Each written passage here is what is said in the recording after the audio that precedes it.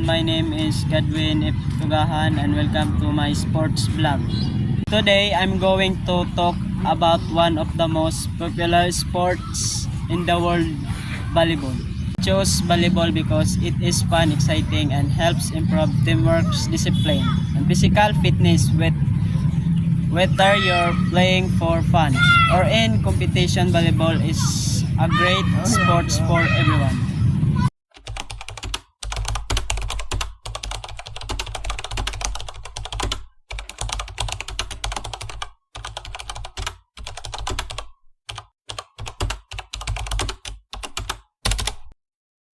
Volleyball was invented in 1895 by William G. Morgan. In the United States, he created it as a less physically demanding sports than basketball. At first, it was called mintonette. Later, the name was changed to volleyball because players volleyball the ball over the net.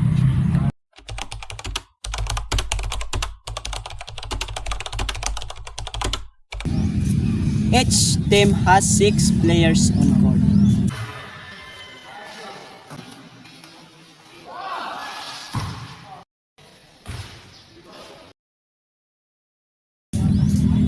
The goal is to send the ball over the net and make it land inside the opponent's court.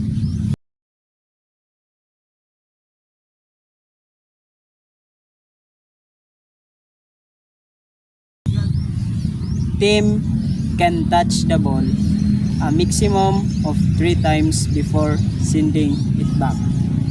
A player cannot hit the ball twice in a row. A match is usually played in best of 5 sets.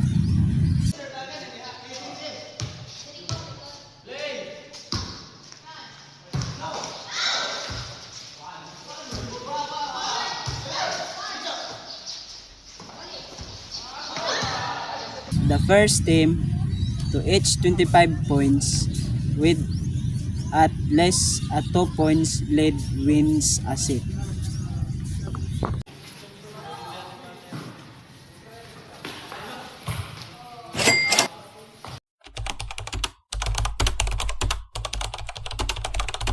First, serving. This starts the game by hitting the ball over the net.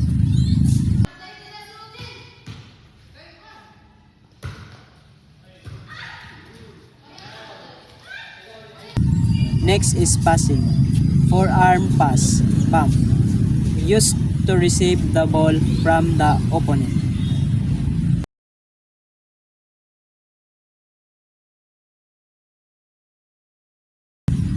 Setting, used to actually pass the ball to a teammate for an attack.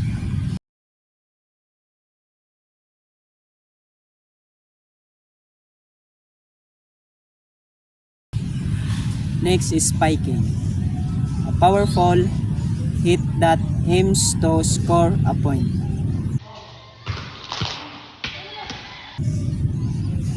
Blocking, done near the net to stop the opponent's attack.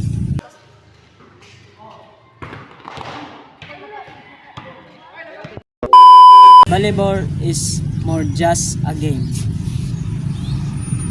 It teaches teamwork, communication, discipline, and sportsmanship. It also improves our physical health and increasing strength, endurance, coordination, and flexibility. Playing volleyball helps reduce stress, keeps us active, and promotes a healthy lifestyle. Thank you for watching my volleyball vlog. I hope you learned something new about volleyball. Don't forget to stay active, keep practicing, and enjoy playing sports. Have a great day.